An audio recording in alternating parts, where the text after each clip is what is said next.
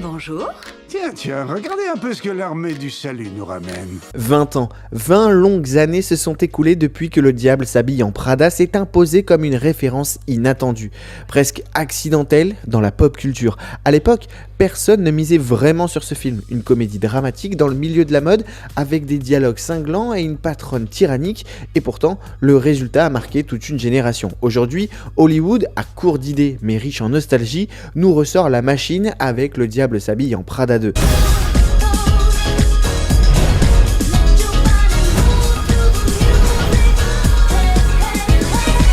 Une suite tardive que l'on appelle un legacy-quel qui joue sur la mémoire affective du public. Mais la vraie question c'est simple, est-ce que ce retour a du sens ou est-ce qu'on aurait mieux fait de laisser Miranda régner en paix dans nos souvenirs ?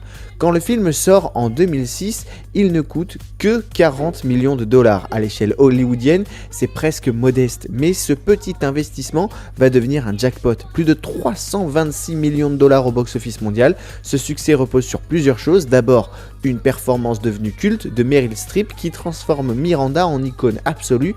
Ensuite, l'énergie de Anne Hathaway, parfaite en outsider, propulsée dans un monde qui la dépasse.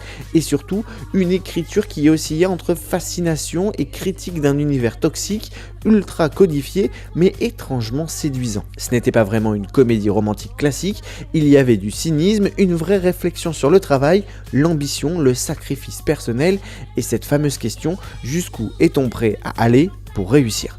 Dans Le Diable s'habille en Prada 2, on retrouve Andy, 20 ans plus tard. Elle n'est plus la jeune assistante naïve, elle est devenue une journaliste accomplie, reconnue, respectée, du moins jusqu'à ce que tout s'écroule. De son côté, Miranda est toujours en place, toujours redoutable, mais son empire vacille. Le magazine Runway, autrefois tout puissant, est désormais menacé par les mutations du monde médiatique, réseaux sociaux, chute de la presse papier, dépendance aux investisseurs. Le film repose alors sur une idée simple, forcer ces deux femmes qui incarnent deux visions du monde à collaborer à nouveau dans un contexte totalement différent.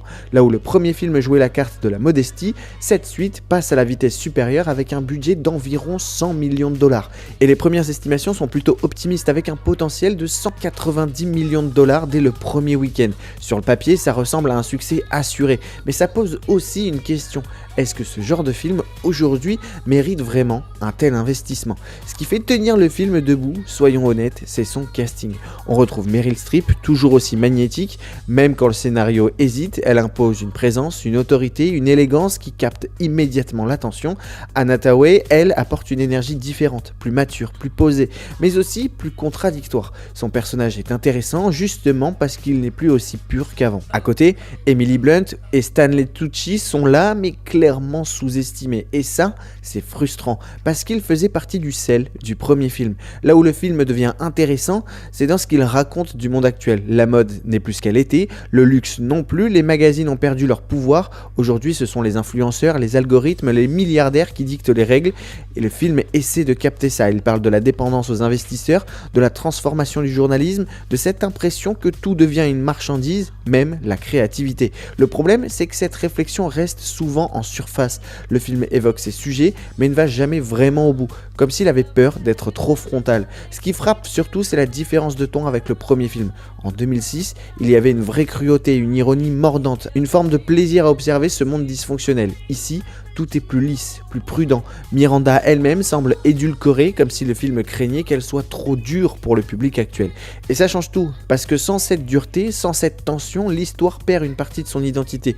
Autre point faible, la dimension sentimentale. Là où le premier film jouait sur des relations complexes, parfois ambiguës, cette suite propose quelque chose de beaucoup plus timide. La romance est là, mais elle manque d'intensité, de passion, de vraie alchimie. On a presque l'impression qu'elle a été ajoutée par obligation, sans réelle conviction. Visuellement, le film est propre, mais trop propre. Là où le premier avait une certaine chaleur, une texture presque un côté organique, celui-ci adopte une esthétique très numérique, très lisse, très Instagram.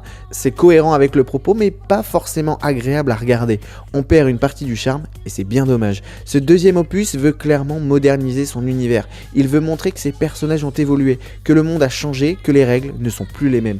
Mais en essayant de cocher toutes les cases, nostalgie, modernité, critique sociale, divertissement, il finit par se disperser. Au fond, le film parle d'un monde où tout est devenu transactionnel, où même la créativité est soumise à la logique du profit.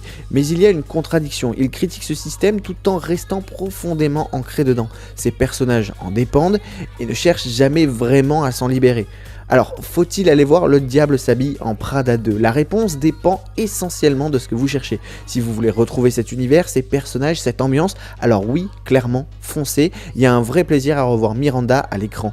Mais si vous attendez une suite aussi marquante, aussi mordante, aussi mémorable que le premier film, alors vous risquez d'être un poil déçu. C'est un bon divertissement, mais c'est loin d'être un grand film. Le Diable s'habille en Prada 2, c'est un film qui regarde dans le rétroviseur tout en essayant d'avancer. Il nous rappelle pourquoi on aimait cet univers, mais aussi pourquoi il appartenait à une autre époque. Miranda est toujours là, toujours élégante, toujours redoutable, mais le monde, lui, a changé et peut-être que cette fois, ce n'est pas elle qui dicte les tendances. Non mais c'est une hallucination. Ça va, Émilie?